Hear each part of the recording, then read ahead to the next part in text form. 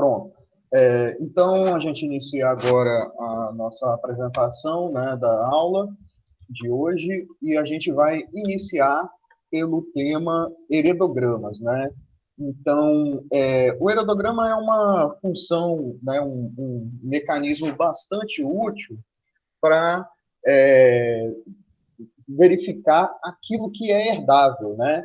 Então, a gente vai ter que, muitas das vezes, o que a gente visualiza de semelhança entre indivíduos pode ser de origem herdável ou não herdável. Ou seja, uma coisa muito comum que a gente tende a associar, por exemplo, é comportamento, né? Então, a gente tem uma visualização de pessoas que têm comportamento semelhante. E a gente tende a dizer que esse comportamento ele veio do pai ou ele veio da mãe. Mas isso não necessariamente significa que ele é herdável, certo? Então, existem características que elas têm um determinismo genético, então, todas aquelas que a gente viu até agora, né? A cor do pelo, a altura da ervilha, a forma da ervilha, a cor da pena, né? Algumas anomalias fisiológicas, metabólicas e tudo mais. Então, quando a gente tem essas características, que são características de herança, que a gente chama de herança simples, herança mendeliana, o fenótipo é o produto direto do genótipo, o que significa que, independente do ambiente que você tiver na criação do animal, isso vai acontecer de maneira determinística, ou seja, não existe como modificar essa expressão por meio de criação, por meio de alimentação, por meio de manejo diferenciado. Ok?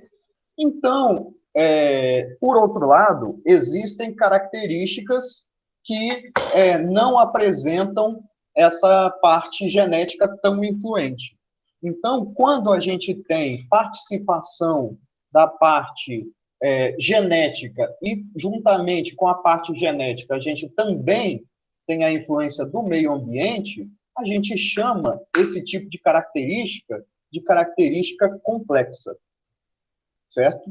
E uma característica de herança complexa, ela vai se encaixar como herança quantitativa, beleza? Então, a gente tem dois grupos.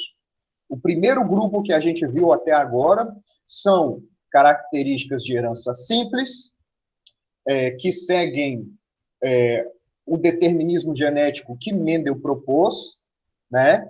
E essas características elas são chamadas de qualitativas, né? Que vem de qualidade. E do outro lado, você tem características que têm uma parte de influência genética e uma parte de influência ambiental. Então, quando a gente fala ambiente aqui, a gente não está dizendo somente ambiente climatológico, como temperatura, umidade e tudo mais relacionados a clima, mas também a cultura, criação, alimentação, saúde, né, e tudo mais, interação com micro-organismos e tudo mais. Então, quando a gente tem essas características em que o fenótipo ele é parcialmente afetado pela genética e parcialmente afetado pelo ambiente, então aí a gente tem que nem tudo é herdável diretamente, certo? Então, o exemplo que a gente deu, que é o comportamento. Bom, existe comportamento em humanos e comportamento em animais, mas vamos dar uma generalizada aqui e dizer que um indivíduo se parece, tem um comportamento muito parecido com o comportamento de seu pai. Bom, isso pode ser por conta de duas coisas. Se essa característica ela é totalmente genética, então esse filho desse indivíduo teria esse comportamento se fosse criado pelos pais ou se fosse criado pela outra família. Por outro lado, se essa característica comportamental, por exemplo, quando o indivíduo é adotado, ela não é expressa, significa que foi o modo de criação que fez com que essa característica se desenvolvesse. Certo? Um exemplo clássico que a gente tem é o do QI, né? Acho que vocês já conhecem essa sigla QI, né? Que é o quociente de inteligência. É uma série de testes padronizados para medir a capacidade cognitiva, né, intelectual, né, de uma pessoa.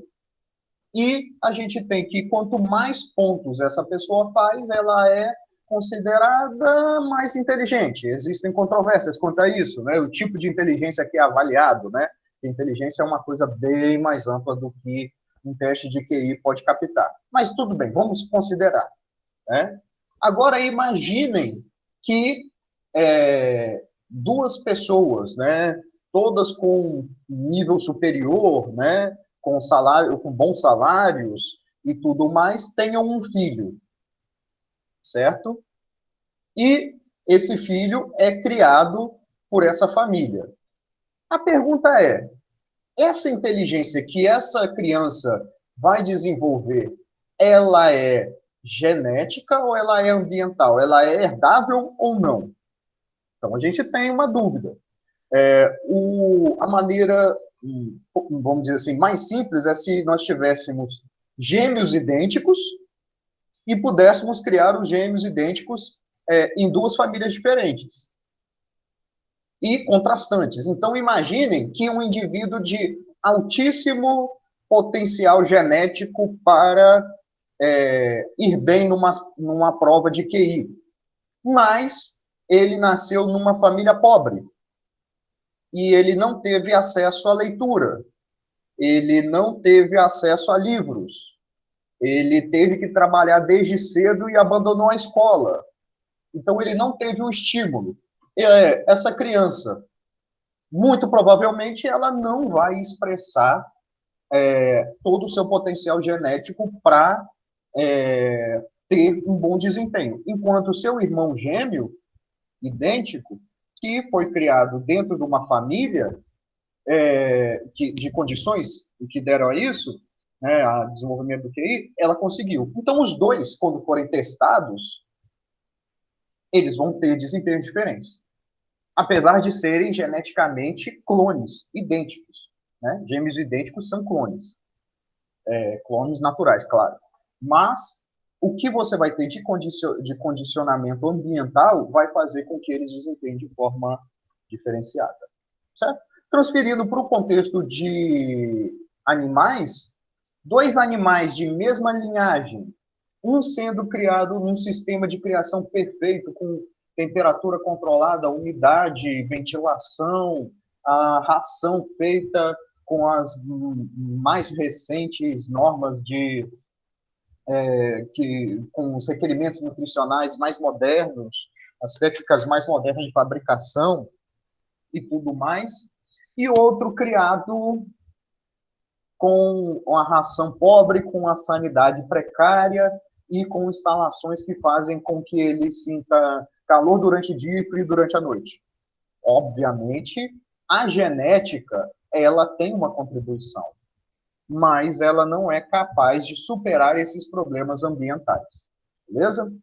Então, quando a gente fala desse tipo de características, são características complexas. E o que a gente vai ver aqui de heredograma, ele é muito mais fácil de explicar e ele é muito mais palpável quando a gente tem características simples, que são as características mendelianas que a gente viu até agora.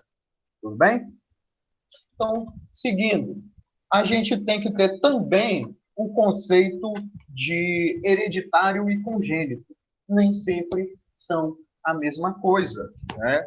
O congênito é a característica observada ao nascimento ou antes dele. E pode apresentar influência genética ou não. Então, vamos imaginar que um caso que ocorreu nos anos 60, né? A gente fala muito hoje em dia de medicamentos que não são aprovados para determinado uso, né? E nos anos 60, 50 e 60, existia um medicamento chamado talidomida, que ele era muito indicado para enjoo, certo? As mulheres grávidas têm enjoo. Então, ora, se a talidomida serve para enjoo no indivíduo, na pessoa normal, por que não serviria para uma grávida? Beleza? É um tipo de pensamento linear, né? Que a gente não pensa no mal que pode acontecer num caso em que a pessoa estivesse grávida. E o que aconteceu? A talidomida é teratogênico, ou seja, ela causa malformações no feto. E o caso, assim, o efeito colateral mais visível da talidomida era que os membros não se desenvolviam, os membros superiores, os braços. Então, o indivíduo adulto tinha o corpo normal e o braço de um bebê. Entre outras malformações que causavam abortos, etc. Então, esse fenótipo observado durante o nascimento não é uma característica genética. Foi uma característica observada e foi devida a uma má formação embrionária, a má formação fetal, no caso da talidomida, né? Que o braço estava formado, mas ele não se desenvolve além de uma determinada fase do feto, por causa do bloqueio do medicamento, certo? E assim também, isso aí já passou em diversos programas, né, jornais, né, Globo Rural, esses programas agropecuários que tem, né, e os jornais também regionais, né, bezerro de duas cabeças. E muitas vezes eles falam, é uma mutação genética. Aí a pergunta é, quem disse isso? Normalmente foi um palpite, né? Normalmente, a causa de um bezerro ter duas cabeças, por exemplo, ela é de origem de não separação total de gêmeos univitelínicos. E muito pouco ou nada tem a ver com a genética. É um problema congênito. Ou seja, é uma característica que ela não é herdável na maioria das vezes. Então, a gente tem que ter muito cuidado com o que a gente diz que é genético e o que é congênito. A única maneira de se comprovar que isso é genético é através de cruzamentos e de análise de história familiar, como a gente vai ver nos próximos slides. Beleza? Então, nem todo problema ou fenótipo, né, de determinada característica que se apresenta ao nascimento, ele é genético, certo?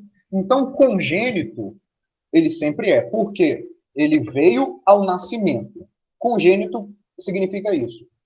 Observado ao nascimento ou antes dele. Agora, nem todo efeito congênito é genético. Porque ele pode ter sido adquirido ambientalmente através do desenvolvimento embrionário fetal. Ok? E herdável é aquilo que é devido a efeito dos genes. E eles podem ser classificados em, como a gente já tinha falado, herança qualitativa, quando segue os padrões mendelianos, tem poucos genes e baixa ou nula influência do meio. Ou herança quantitativa, quando tem muitos genes, né, herança complexa com muitos genes, apresenta variações do fenótipo devido ao ambiente, como a gente falou, por exemplo, no ganho de peso, ou no quociente de inteligência, ou uma característica comportamental do ser humano. A análise de um fenótipo pode estar relacionada em uma família a um número de genes em comum que os animais possuem. Essa é a primeira hipótese que a gente levanta. Indivíduos parentes têm mais genes em comum do que indivíduos que não são parentes. Então, se uma doença ocorre em uma família, ou uma característica ocorre, né, um determinado fenótipo de uma característica ocorre em uma família com frequência maior do que ocorre em outras famílias, levanta-se a suspeita, a hipótese de que haja uma nessa característica. É uma hipótese, ainda não foi confirmada, é uma suspeita, certo? Então, membros de uma mesma família têm mais genes em comum do que membros de famílias diferentes. Se em uma raça a incidência de determinado fenótipo é maior em algumas famílias do que em outras, uma explicação plausível é de que há uma contribuição genética para a sua casa. Por que não só a genética? Porque famílias têm padrões culturais, padrões de criação que são similares e também podem constituir uma maior similaridade entre eles. O exemplo clássico é a longevidade das pessoas no Mediterrâneo, por exemplo. As pessoas que moram no Mediterrâneo, lá na Europa, têm longevidade maior e têm melhor saúde cardiovascular. Então, será que os italianos, os franceses e os espanhóis são uma raça superior geneticamente?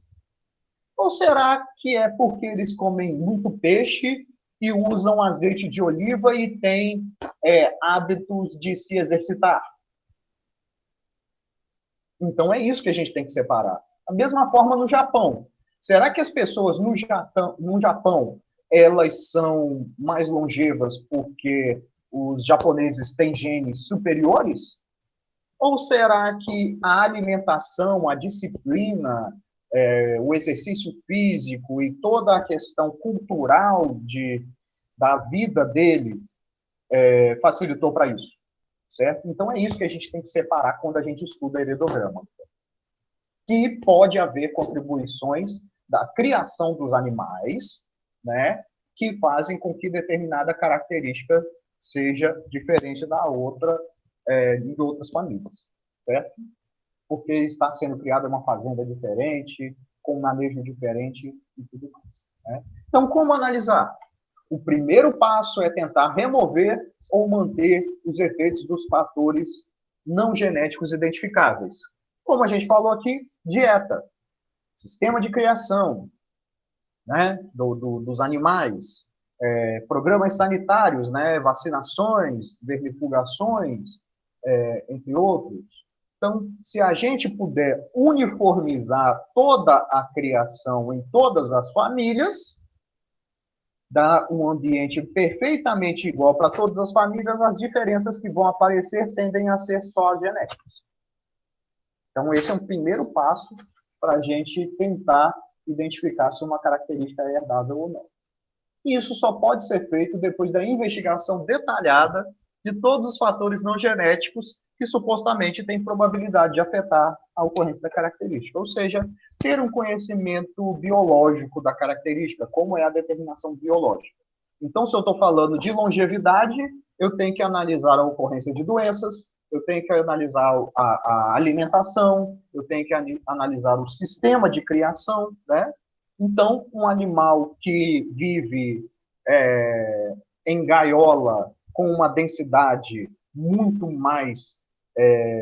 maior do que deveria, com ocorrência de canibalismo entre as aves, por exemplo, tem uma mortalidade bem menor do que animais que são criados soltos, com uma densidade bem menor.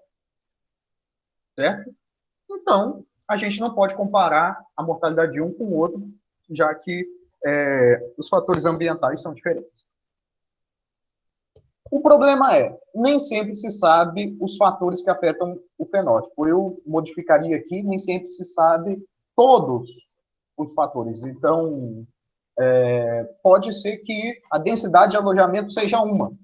Mas qual outra característica que aconteceu naquela família que não aconteceu nessa? Pode ser que, por um azar, eles tenham, todos os membros daquela família tenham pego uma doença que não foi detectável, que não é conhecida, e que fizeram com que eles morressem mais cedo, certo? Nem todos os fatores são identificados. Alguns fatores não genéticos importantes podem ser não detectáveis, né? Como eu disse agora. Então, o heredograma é uma técnica importante usada em genética para estudar a herança né? E essa técnica se chama heredograma ou pedigree, certo? Pedigree na língua portuguesa se escreve dessa mesma maneira que se escreve em inglês, né? Um heredograma é uma representação gráfica de uma história familiar ou familiar, né, tanto faz, essencialmente uma árvore genealógica que mostra a herança de uma ou mais características. Para analisar a característica, desenha-se o heredograma com todos os familiares conhecidos. E algumas representações típicas do heredograma que são uniformes para toda a área da biologia. Homens, ou machos, né, no caso aqui, né, são representados por quadrados. E fêmeas, ou mulheres, são representados por círculos. Uma linha horizontal indica a reprodução. Uma linha vertical indica a descendência, os filhos de um casal. Círculos e quadros, né?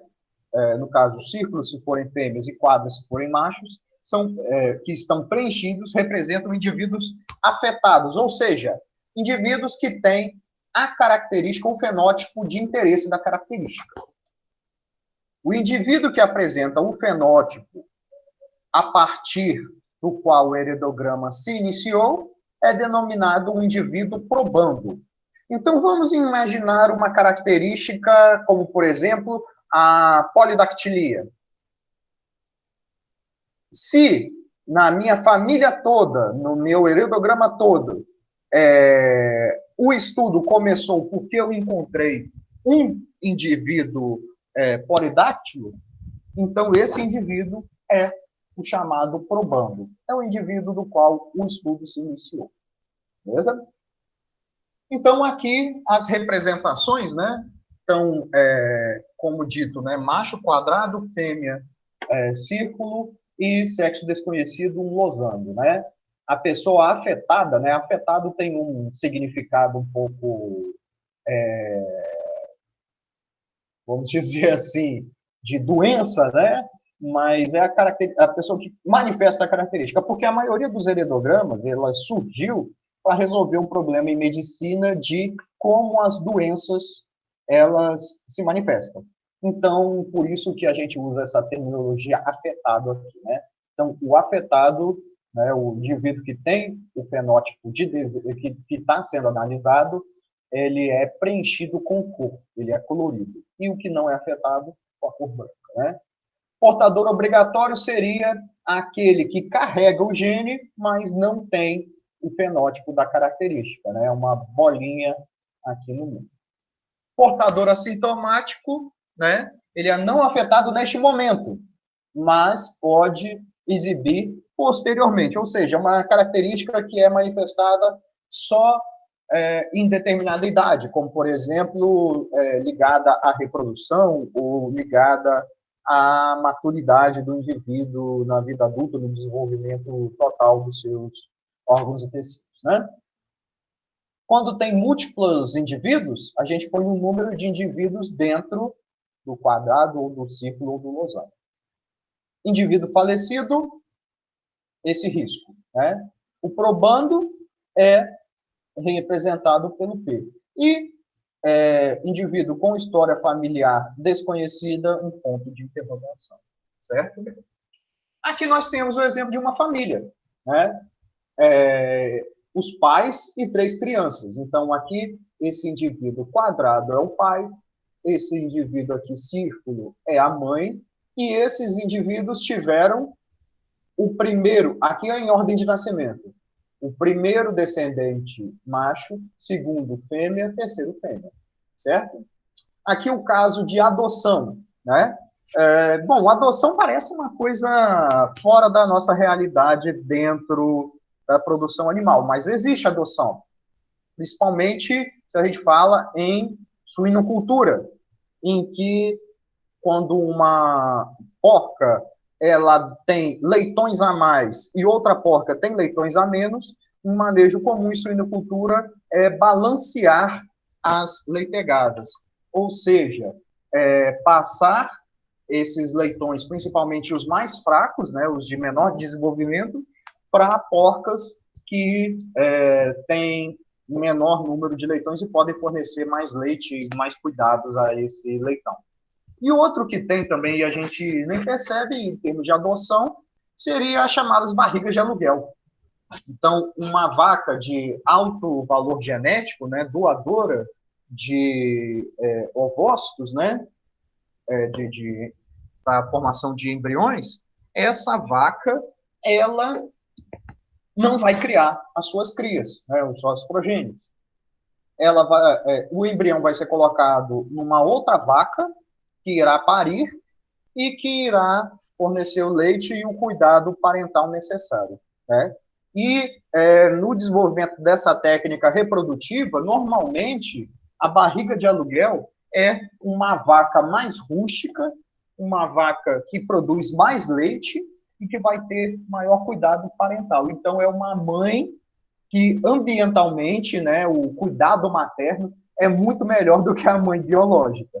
Então pode haver um confundimento aí do que é genético e do que é ambiental por conta da transferência de embriões.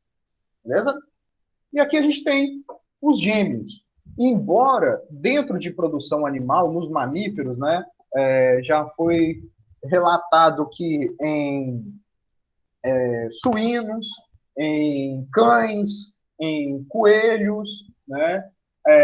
Todos esses animais, e ovinos e caprinos também, todos esses animais que têm mais de um filho, ou seja, tem gestações gemelares, gestações de gêmeos, a ocorrência de gêmeos idênticos, ela é raríssima.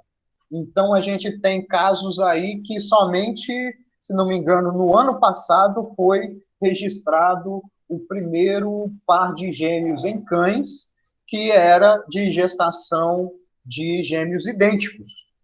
Normalmente, quando você tem porcas parindo muitos descendentes, não é porque houve uma bipartição da massa embrionária formando gêmeos idênticos, e sim porque houve hiperovulação, ovulação múltipla, e cada um desses óvulos, né, nos mamíferos ovócitos, que depois viram óvulos, eles vão estar sendo inseminados, né, fertilizados, cada um por um espermatozoide. E quando acontece isso, a gente vai ter que cada indivíduo é irmão completo, ou seja, filhos do mesmo pai e da mesma mãe, porém são gêmeos por nascerem em ambiente iguais, em ambiente igual, né? Então, a maioria dos indivíduos de nascimentos, né, múltiplos, né, de partos gemelares em animais domésticos de interesse zootécnico vão estar aqui na categoria dos não idênticos, né? E aqui a gente tem consanguinidade, né, também chamado de endogamia, que é quando indivíduos que são da mesma família se acasalam. Então, aqui a gente tem que esse indivíduo é filho do 2 e esse indivíduo é filho do 3. Mas 2 e 3 são irmãos, filhos desse casal. Então, esses indivíduos aqui são primos. E por serem primos, quando eles se acasalam, existe o que se chama de consanguinidade. Apesar desse termo consanguinidade remeter lá à herança por sangue, né? E estar em desuso hoje em dia. Hoje em dia a gente chama tecnicamente de endogamia e não em consanguinidade, né? Então eu peguei essas ilustrações, esses quadros de um livro de genética com exemplos em humanos, né? Se não me engano, esse livro é o Griffiths. Então, esse termo, entre eles, ainda é um termo de uso, certo? Daí a gente vai analisar 4 tipos de herança mendeliana simples, baseada já no que a gente já estudou, né, inclusive na semana passada, né, de genes ligados ao sexo. Então, se mesmo com ambientes homogêneos, uma característica continua sendo familiar, o passo seguinte é determinar todos os fatores genéticos concebíveis. E aí a gente vai começar com esses 4 tipos de herança mendeliana. A primeira seria a herança autossômica dominante. A segunda seria a herança autossômica recessiva, lembrando que autossômico significa simplesmente o mendeliano simples, o mendeliano não ligado ao sexo. Né? A terceira hipótese seria ligada ao X, né, ligada ao sexo dominante e ligada ao sexo recessivo.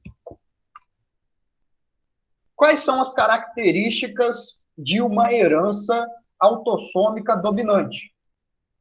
A característica é transmitida de geração em geração, sem pular gerações. Né?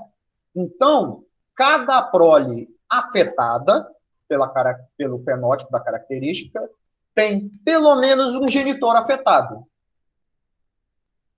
exceto que esse indivíduo seja o que a gente chama de novo mutante. Se o gene apareceu neste indivíduo. O que é um evento raríssimo. Um evento que está na casa de entre 100 mil nascimentos até 1 em 100 milhões de nascimentos. Ou seja, não é uma hipótese que costuma ser cotidiana na análise da herança. Terceiro ponto, característico aqui desse tipo de herança.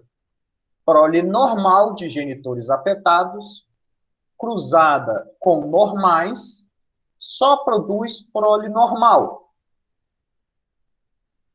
E o mesmo acontece com seus descendentes, certo?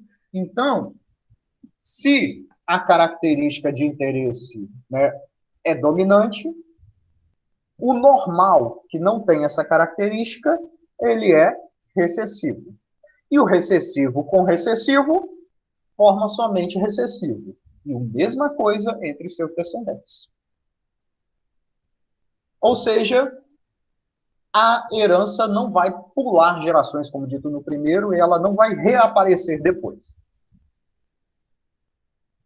O número de fêmeas, de machos e fêmeas afetados é aproximadamente igual. Não existe tendência de machos ou fêmeas serem mais afetados para a característica. Se a característica é rara, mas não letal, a maioria dos cruzamentos que produz prole será normal versus afetado. Ou seja, o que quer dizer isso? Que os indivíduos que têm a característica, mas se esse fenótipo aí dessa característica for raro, muito possivelmente ele será heterozigoto. Certo? Então, a gente não tem, não vou dizer que não tem, mas que se é uma doença rara, se é um fenótipo raro, você praticamente só vai ter ele em forma de heterozigoto. Porque a probabilidade de que existam 2 alelos iguais para essa característica vai ser a multiplicação, né, da probabilidade de ter um alelo só. Ou seja, muito mais raro. Né? Então, quando se tem um indivíduo afetado por essa condição rara, muito possivelmente ele vai ser heterozigoto. E o indivíduo normal, homozigoto recessivo. Então, espera-se que a metade de cada sexo seja afetado. Portanto, a proporção de segregação é meio. Metade de normais, metade de afetados. Se a característica é letal, será muito raro, ocorrendo esporadicamente com uma incidência igual ao dobro da taxa de mutação. Então, se a gente tem uma taxa de mutação pequena, na casa de 1 em 1 milhão, então a ocorrência dessa característica letal seria 1 em 500 mil. Mesmo sendo o dobro, continua sendo rara, né? Aqui a gente tem um segundo exemplo, que é a característica, um segundo exemplo, não, uma segunda hipótese, né, de que a característica seja autossômica recessiva. E com essa característica, a herança pode pular gerações.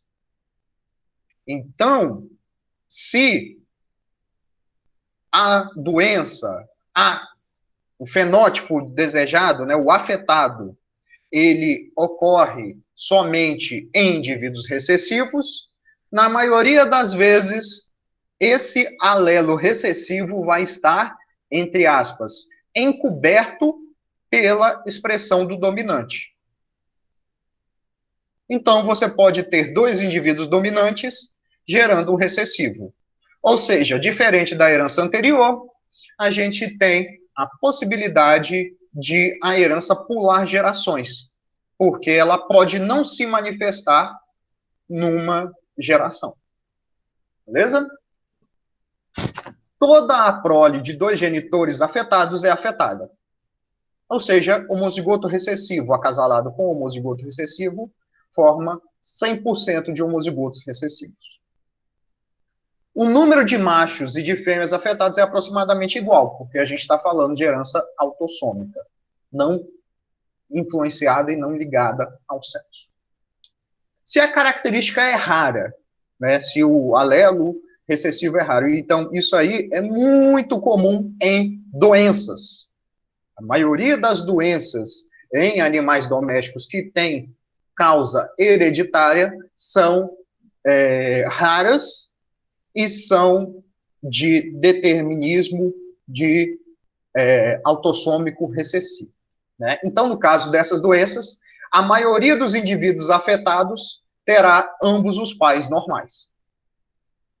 Por quê? Porque um caso de uma doença, uma característica indesejável no sistema de produção, aparecendo um indivíduo afetado, ele é eliminado, ele não vai para a reprodução.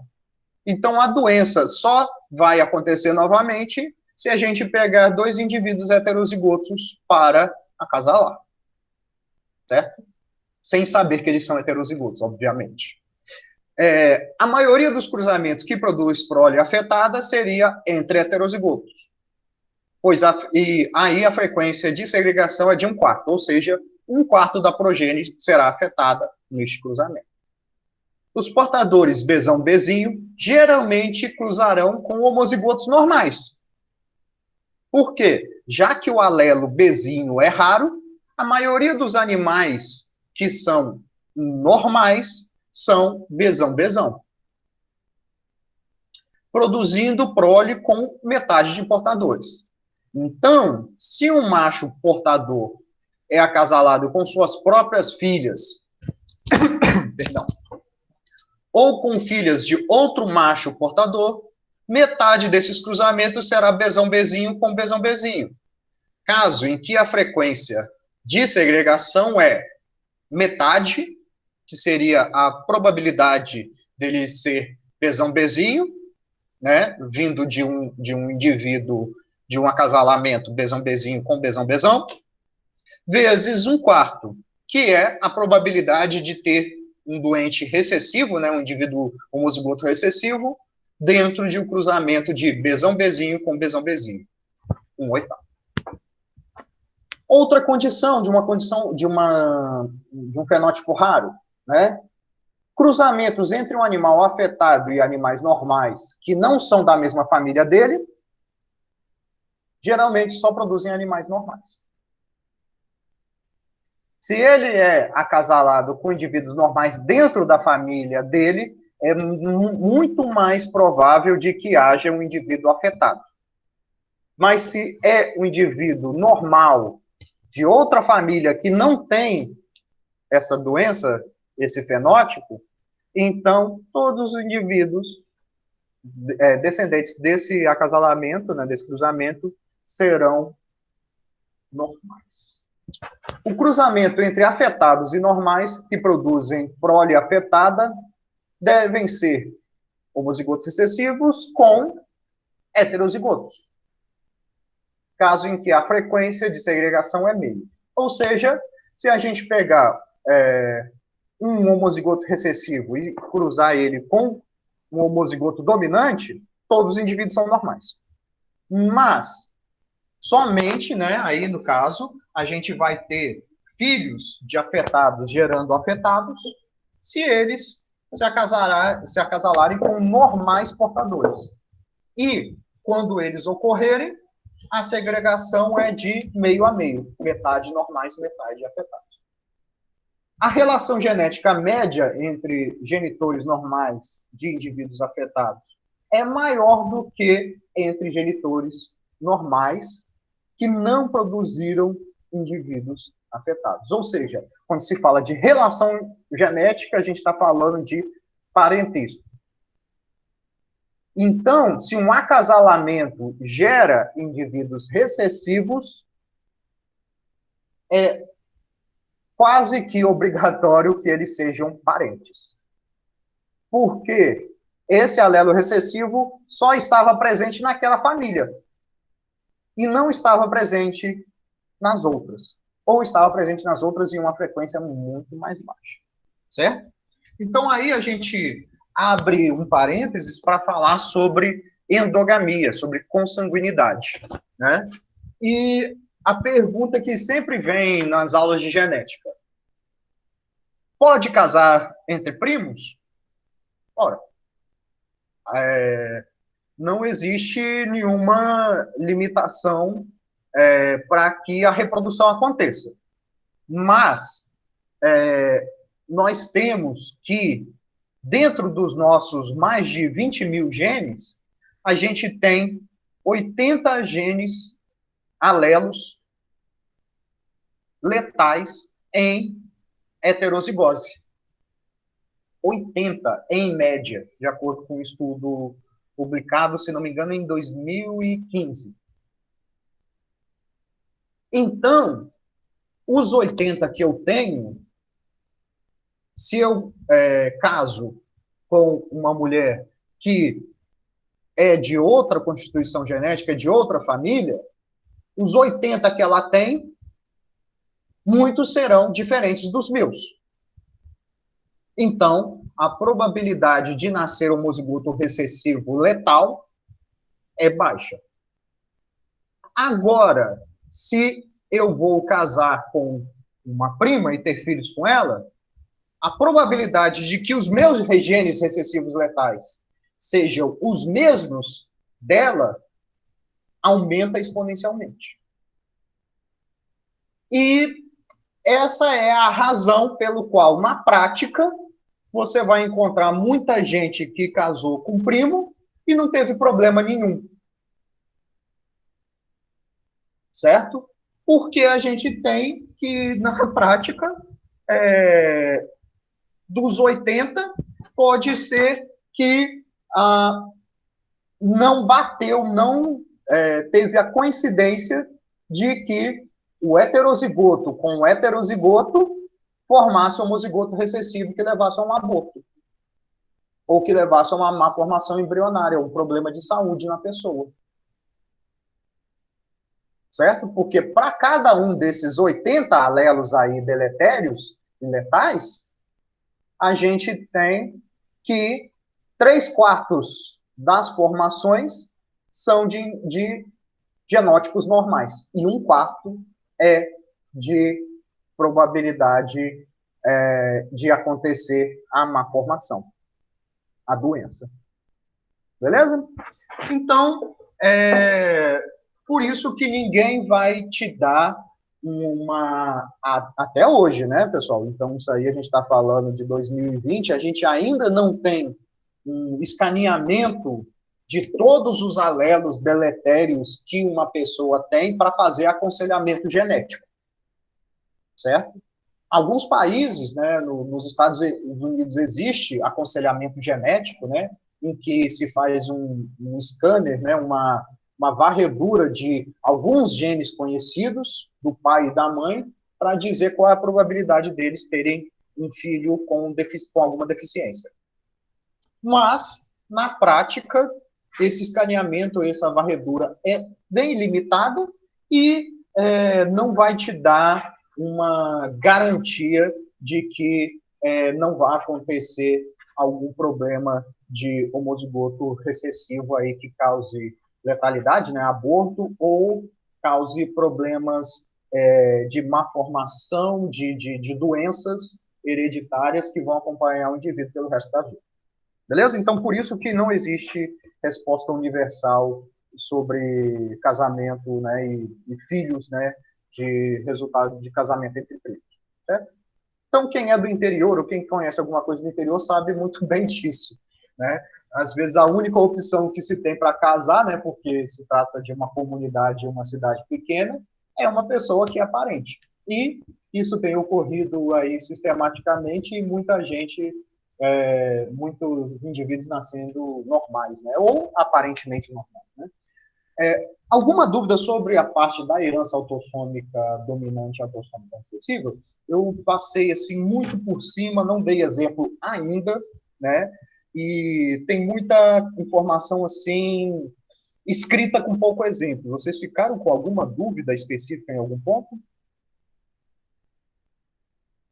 Vou continuar então, certo? Qualquer coisa, escrevam aí a dúvida que vocês tiverem. Agora a gente vai falar sobre genes ligados ao sexo, né? Genes presentes no cromossomo X.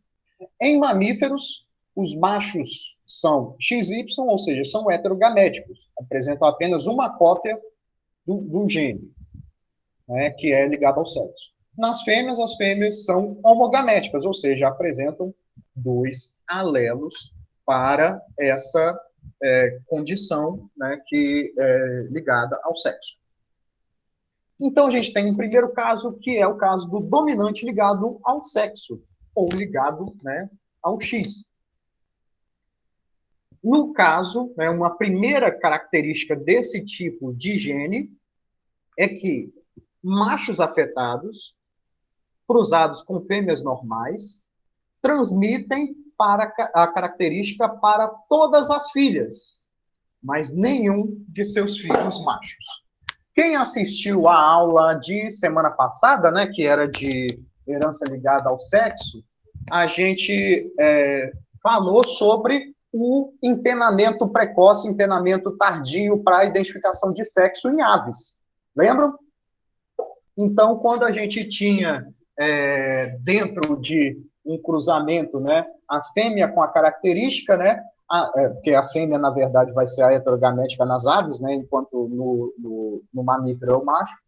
A característica da fêmea passava para os machos, né, da mãe passava para os filhos e do pai passava para as filhas, certo? Essa é um tipo clássico de herança ligada ao X.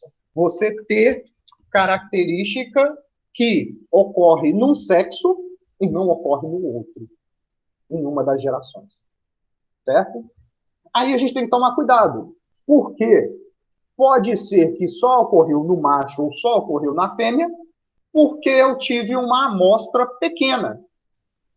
Eu tive uma amostra que ela não foi significativamente grande para aparecer um macho com a doença, ou aparecer uma fêmea sem a doença, sem a característica, né?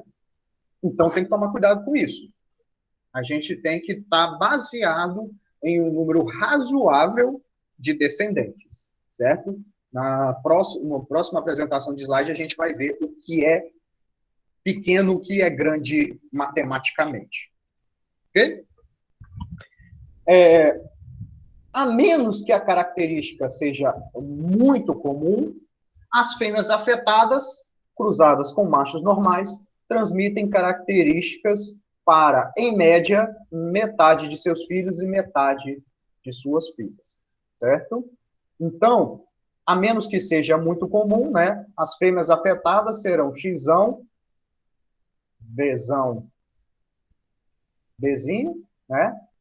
Porque se for muito comum, a fêmea provavelmente vai ser Bzão, Bzão, dominante, né?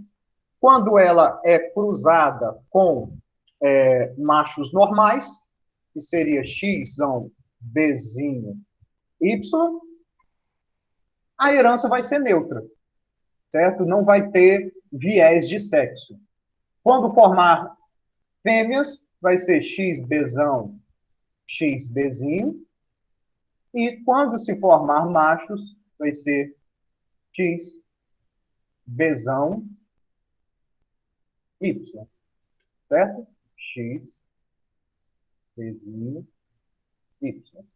X, Bzinho, X, Bzinho. Ou seja, fêmeas afetadas são assim, machos afetados são assim. Fêmeas normais são assim, machos normais são assim. Meio a meio. Ok? Se a característica é rara, na população geral, sua incidência em fêmeas é de aproximadamente o dobro da incidência em machos. Então, se você analisar todas as famílias onde ocorre essa característica, a quantidade de fêmeas é o dobro da quantidade de machos afetados. Isso para o dominante. Beleza? Por que isso acontece? Porque a fêmea sempre carrega o dobro de cromossomos X. O macho só vai carregar um X, a fêmea vai carregar os dois X. Então, ela tem o dobro de chance de apresentar a doença, né, o fenótipo aí, vindo de um gene dominante ligado ao sexo. Cada prole afetada tem pelo menos um genitor afetado, exceto no caso de novo mutante. É a mesma coisa que a gente falou no autossômico dominante. Se a característica apareceu nos descendentes, ela obrigatoriamente tem que aparecer nos pais, para ser dominante. Caso contrário, se apareceu no indivíduo e os pais não são afetados, duas hipóteses. Primeira hipótese, é recessiva. Então, ela pulou geração. Segunda hipótese é que é um mutante novo, o que é raríssimo. Certo? Recessivos ligados ao X, assim como o recessivo autossômico, ele pode pular gerações. Ou seja, dentro da fêmea, e somente dentro da fêmea, ele pode estar sendo suprimido pelo alelo dominante. E por que não nos machos? Porque o macho só tem um X. Então, se tem um alelo recessivo no macho, não tem como ter o dominante. Beleza? Então, por via da fêmea, ele pode pular gerações, não por via do macho. Toda a prole de dois genitores afetados é afetada. Por quê?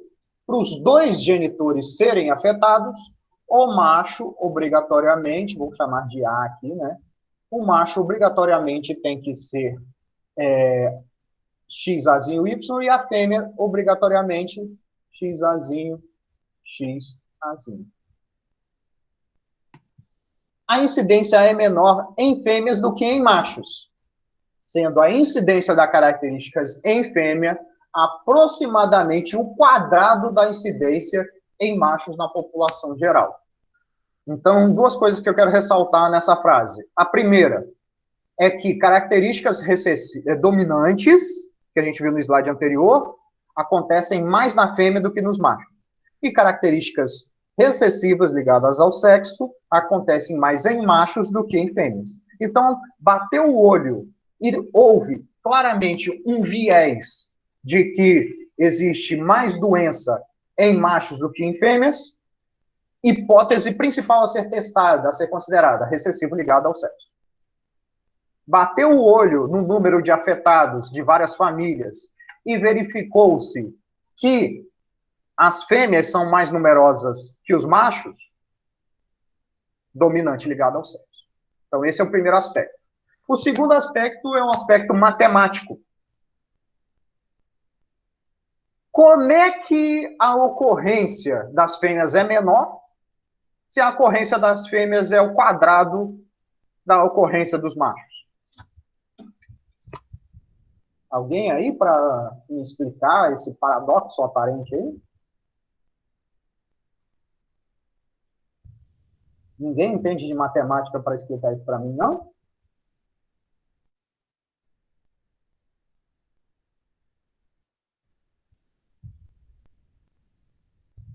Ninguém?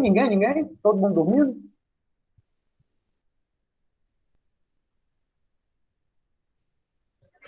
Alguém vendo calculadora aqui? Por favor, gente, feedback. Alguém me informe aqui se a calculadora está aparecendo.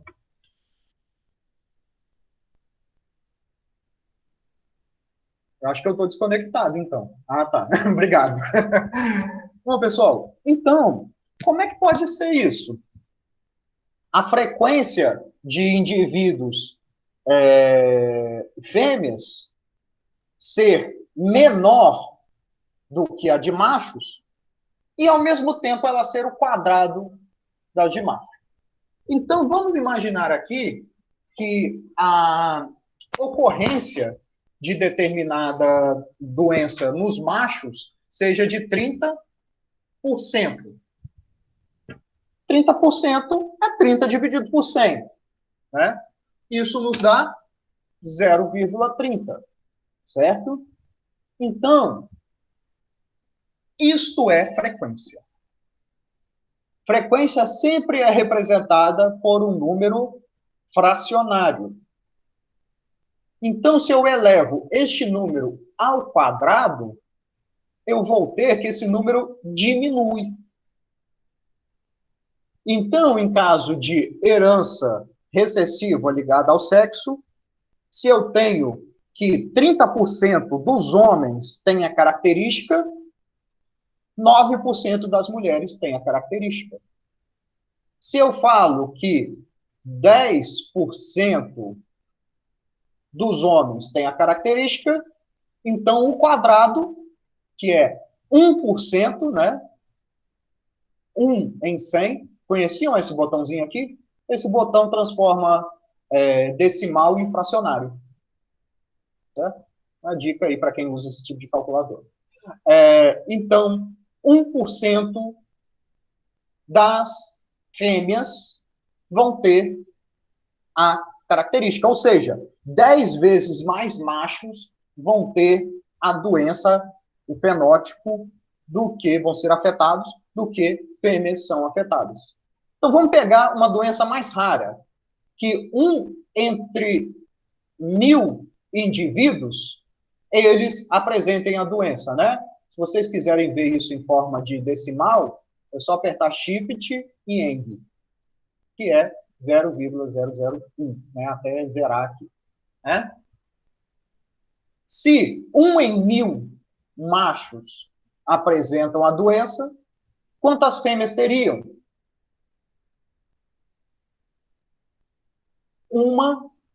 Deixa eu fazer aqui.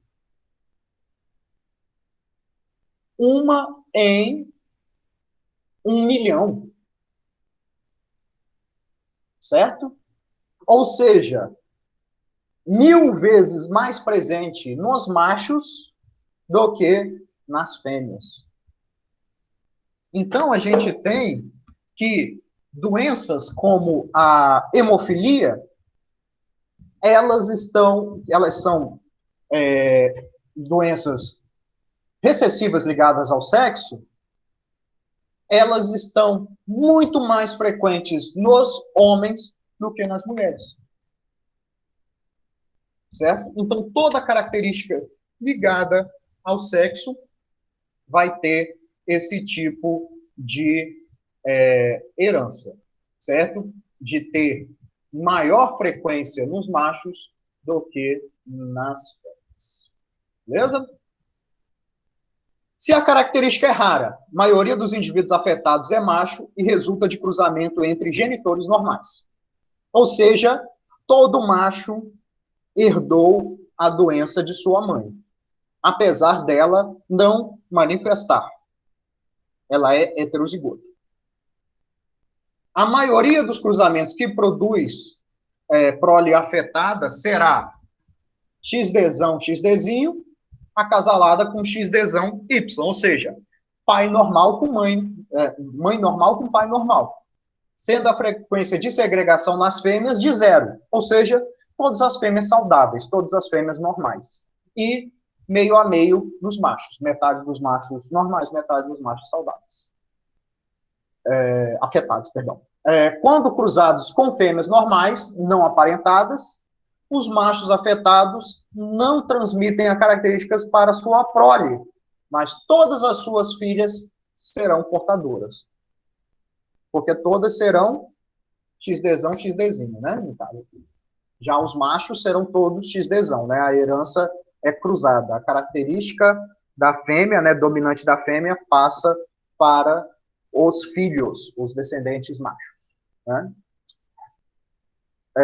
Quando cruzadas com machos normais, as fêmeas afetadas transmitem a característica para toda a sua prole masculina, mas para ninguém da sua prole feminina. Mas todas as suas filhas são portadoras. Beleza? Ok. Passamos agora para um exemplo aqui de animais que têm essas características. Então, vamos ver aqui que esse heredograma aqui tem basicamente as mesmas regras que a gente apresentou, não tem nada de diferente aqui, certo? Então, aqui nós temos uma árvore genealógica, né, um heredograma, melhor dizendo, né, o heredograma é esse esquema total aqui, que representa uma árvore genealógica, na verdade. E aqui você tem que um macho acasala com uma fêmea, os dois são normais. E tem uma filha normal. Essa filha acasala com um macho normal e tem um macho afetado. Beleza? Então, esse macho tem a característica. Esse macho, então, de cara, quero que vocês respondam via chat. Essa característica, independente de ser ligada ao sexo ou não, ela é dominante ou recessiva?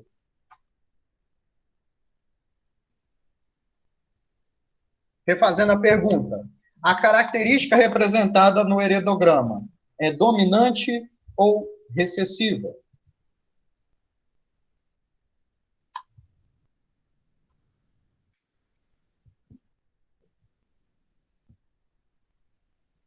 Vou ficar aqui até aparecer uma resposta.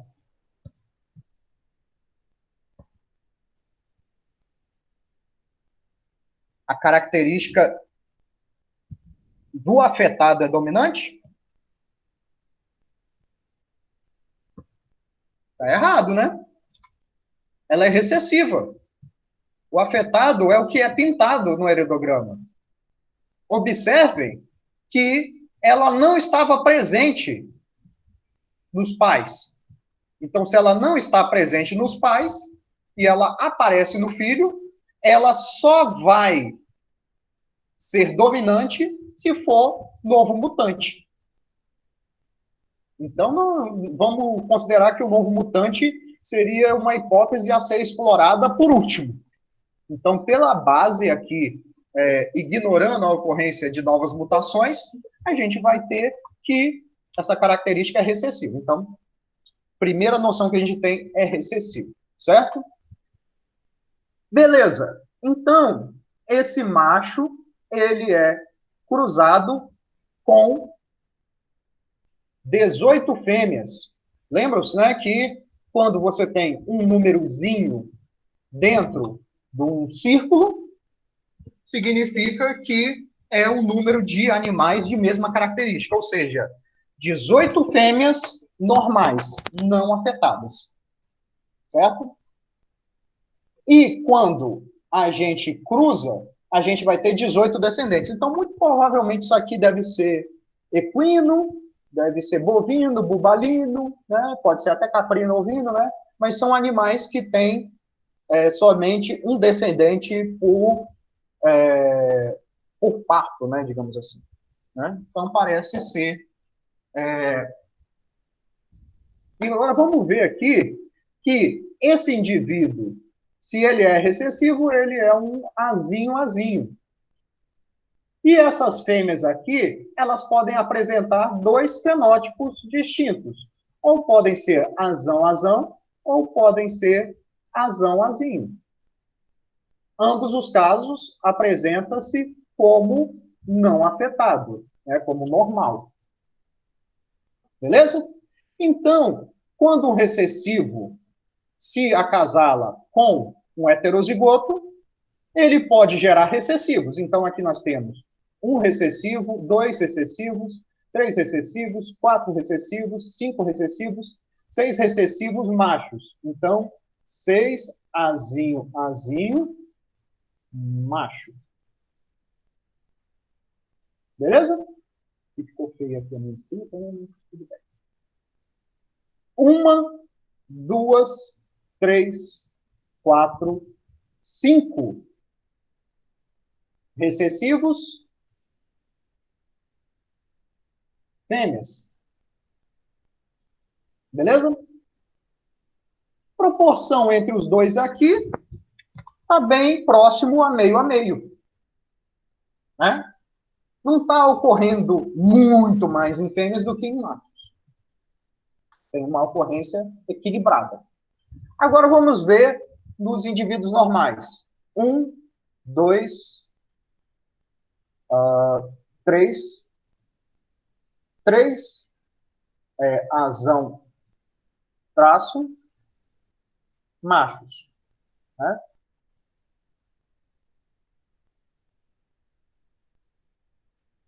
Ah, esqueci de contar isso. Quatro, né? Deixa eu só corrigir aqui. Porque teve um que morreu, né? Que é esse indivíduo aqui que morreu. Apaga a pista.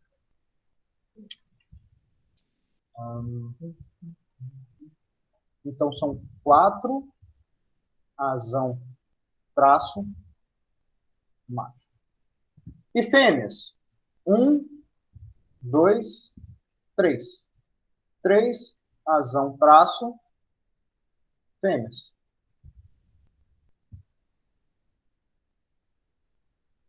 Certo? Ok. Não temos nada de tendenciosidade de ocorrer mais homozigoto dominante do que homozigoto recessivo, mas uma coisa que é certa. Azão-azinho é mais frequente nessas fêmeas do que azão-azão. Certo? Porque se azão-azão fosse mais frequente, a gente teria mais indivíduos normais. Então, é a primeira coisa que a gente pode dizer aqui. Certo? O macho acasalado com uma filha dele gerou uma filha. Certo? Uma pergunta aqui: como deduzir a quantidade de descendentes por gestação, como foi feito agora? Não, é porque aqui tem 18 descendentes e tem 18 fêmeas. Eu acredito que eu acredito que essas 18 descendentes aqui não vieram de uma fêmea só, não. Senão eles não tinham colocado as 18 fêmeas. Certo? Então, você tem 18 fêmeas, cada um teve pelo menos um descendente, e eu tenho 18 descendentes, então quer dizer que foi um de cada uma. Certo? Quer dizer que 18 foram usados aqui para obter esses dados. Beleza? Então, aqui a gente tem um acasalamento endogâmico. O pai com a filha. Como a filha é recessiva, o neto aqui, né, o filho-neto dele, seria recessivo também. Quando a gente tem irmãos recessivos sendo colocados aqui, formam recessivos. Quando você tem outro acasalamento endogâmico aqui, acontece um milagre aqui. O indivíduo recessivo com o filho recessivo gerou um outro indivíduo aqui normal. Certo? Então, essa é uma hipótese que foge das nossas explicações. Se a gente seguir as outras aqui, recessivo com normal, Deu recessivo, muito provavelmente porque o recessivo era heterozigoto. Recessivo com normal deu meio a meio. Um normal e um recessivo. Então, aqui a gente tem que o indivíduo com certeza era azão. Beleza?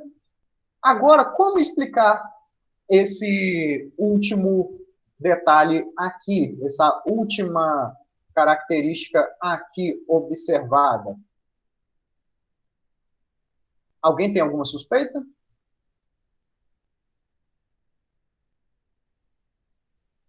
Bora, gente, tirar a dúvida, porque vai ter exercício na lista bem parecido com isso.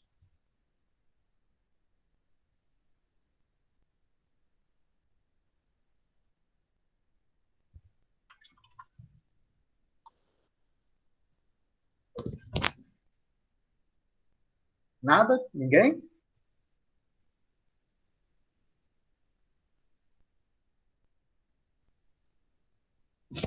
Ligado ao sexo, poderia ser? Ah, pergunta, vamos repetir. Que mecanismo genético explicaria esse indivíduo aqui recessivo com este indivíduo aqui recessivo, dando o indivíduo normal?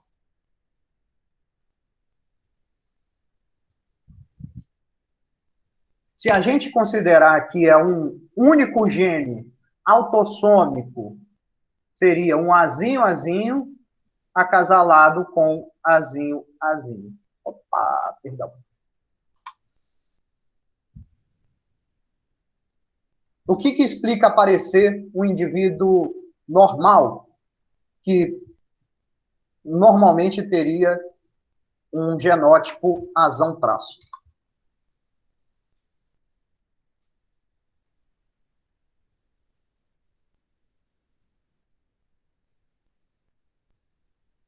Mutação? É uma possível explicação. Nova mutação.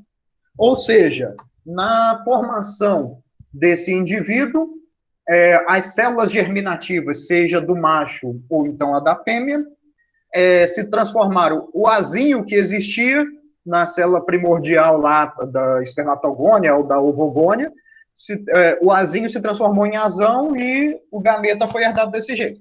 É uma explicação. Outras explicações. Lembram da aula de daqui 2 semanas atrás, que a gente falou em penetrância? Penetrância poderia ser uma explicação. Ou seja, o indivíduo apresenta a característica, mas algum efeito ambiental modificou essa característica e ela não foi observada. Certo? Ela foi suprimida ambientalmente. Ou então aconteceu de ela não ter sido anotada corretamente. Aí a gente tem que voltar ao campo e verificar se o animal tem ou não determinado fenótipo. Fenotipar ele novamente. Pode ser um erro de anotação. E uma outra possibilidade, pode ser uma epistasia. Ou seja, fazendo esse tipo de acasalamento, possivelmente um segundo gene aqui fez com que a característica não afetasse. Então, aqui a gente levantou 3 situações. Novo mutante, o ambiente, né, a penetrância, a característica não ter a penetrância completa, né, e o terceiro seria uma epistasia. Tudo isso que a gente viu nas semanas anteriores, certo? Então, é bom que vocês não percam nenhuma aula, nenhuma semana, porque a matéria é cumulativa. Beleza? Exemplos de heredogramas aqui, né? O heredograma de uma característica autossômica recessiva que aparece igualmente em machos e fêmeas. Então, a gente tem aqui a primeira coisa aqui a se observar é que a característica ela pula gerações. Então, ela aparece nessa geração, não aparece nessa geração, e quando feita a endogamia, a consanguinidade ela reaparece.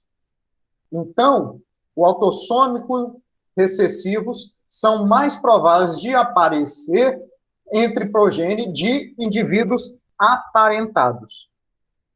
Então, é mais frequente que ela aconteça em aparentados. Beleza? No autossômico dominante, não tem pulo de geração. Toda geração tem afetado. Né? Indivíduos que não são afetados não transmitem a característica. E os afetados, né, como este aqui, tem pelo menos um dos pais afetados. Ó. Observaram? Sempre tem um dos pais afetados. Certo? Bom, pessoal, já são 10h20, eu me prolonguei um pouco mais do que eu esperava nessa aula, eu já ia passar para a parte de cruzamentos úteis aqui. Vou deixar essa aula de cruzamentos gravado para não ficar tão maçante, tão complicado de assistir, né, ao vivo, e vou disponibilizar isso mais tarde para vocês, tudo bem? Então é isso. Pela tarde eu vou tentar enviar para vocês a lista e essa segunda parte de aula, né, para entrega no dia 30, né, a lista. Ok? Então é isso, pessoal. Alguma dúvida relacionada a esse último tópico? Alguma consideração a fazer? Não tendo mais nada, estão dispensados e até semana que vem. Deus te ajude. Meu Deus do céu. Deus ajude todos nós. Mas força aí no estudo que vai dar certo. Tá bom, pessoal. Tchau.